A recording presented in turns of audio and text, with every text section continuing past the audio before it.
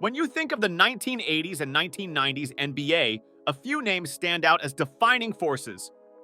Magic Johnson's Showtime Lakers, Larry Bird's Boston Celtics, Michael Jordan's Chicago Bulls, and of course the bad boy Detroit Pistons. The Pistons of this era weren't just good, they were feared. Their identity was built on blood, sweat, and muscle, and for a decade, they ruled the NBA as the ultimate underdog story, dominating the Eastern Conference and capturing back-to-back NBA titles in 1989 and 1990. So, what made the Bad Boy Pistons so good? What made them so unique and at times downright controversial? And perhaps the most pressing question, how is the spirit of the Bad Boys still alive in Detroit today? Before we get into that, you gotta do me a quick but huge favor. By simply liking and subscribing to the channel, you are helping us reach more people all over the world so they can hear the latest and greatest about the NBA. But you'll also be reminded when a new video drops, meaning you won't miss a single thing. Like subscribe, and then strap in and enjoy a trip down memory lane with the Pistons.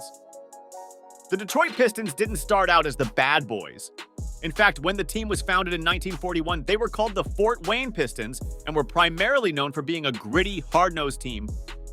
But it wasn't until the mid-1980s when Coach Chuck Daly took over that the Pistons began to transform into something truly unique. Daly was a calm and collected strategist and the architect of what would become one of the most intimidating teams in NBA history. His belief was simple. Basketball is a game of force, willpower, and above all, defense. The team included key players like Isiah Thomas, Bill Laimbeer, Joe DeMars, and the rebounding legend Dennis Rodman, who were all guys who could easily live by these principles. But it was the addition of a certain hard-nosed mentality that transformed the Pistons into the feared Bad Boys. The Pistons weren't interested in running up the score like the Showtime Lakers or outshooting opponents like the Celtics. Instead, they embraced a fundamentally different approach. Brutal defense. They created a team that played with an intensity unmatched by any other squad in the league. Their style was unapologetically physical and at times borderline aggressive and violent. The philosophy was that if you couldn't beat your opponent with skill alone, you could certainly out-tough them. And that's exactly what they did again and again and again. At the heart of the Pistons' success was Isiah Thomas, a Hall of Fame point guard with a killer instinct and a leader who could take over any game. Despite standing at just 6 feet, Thomas played with the heart of a lion and the vision of a genius. His incredible ball handling and ability to orchestrate the offense made him the engine of the team. His leadership and icy composure were the backbone of the Pistons' offense. Then there was Bill Laimbeer, the villain of the story. Laimbeer didn't care if you loved him, hated him, or ignored him. He thrived in the chaos. Known for his trash-talking, psychological warfare, and his no-holds-barred approach to defense, Laimbeer's impact on the court was both physical and mental. Opponents feared him, but they also respected his ability to make life miserable for anyone who ventured into the paint. Alongside Laimbeer was Joe DeMars, a smooth shooting guard who was just as deadly defensively as he was offensively. DeMars wasn't as in-your-face as Laimbeer or as brash as Thomas, but his steady play and ability to hit big shots in clutch moments earned him the reputation of being one of the most underrated players of his era. And finally, there was Dennis Rodman, who was the ultimate enigma. Rodman was a wild card, both on and off the court. He was a rebounding machine and a defensive genius. But his antics and eccentric personality often stole the spotlight. Overshadowing his basketball brilliance, his love of hitting the glass with abandon, his relentless hustle, and his ability to guard anyone regardless of size made him an essential part of the Pistons' defensive juggernaut. Together, these players created the perfect storm. They were a blend of skill, toughness, and mental fortitude. They didn't just play basketball, they imposed their will on the game. I don't care how you want to describe them, one thing is clear. The Bad Boys were downright dominant. In 1989, the Pistons reached the pinnacle of success with their first NBA championship. They obliterated the Los Angeles Lakers in the finals and swept them in 4 games, taking home the title with an unrelenting defense and a team-oriented offense. The Pistons' defense was so suffocating that the Lakers had no answer. The Lakers' famed Showtime offense had no chance against the smothering Pistons, and Detroit made a statement to the entire NBA that they were the new kings of the league. The 1989 championship wasn't just a triumph for the Pistons, it was a turning point in NBA history. It represented the end of the Lakers and Celtics' dominance and the beginning of a new era in the Eastern Conference. The Pistons had dethroned the old guard, and they did so with sheer force. But the 1990 title was even sweeter for Detroit.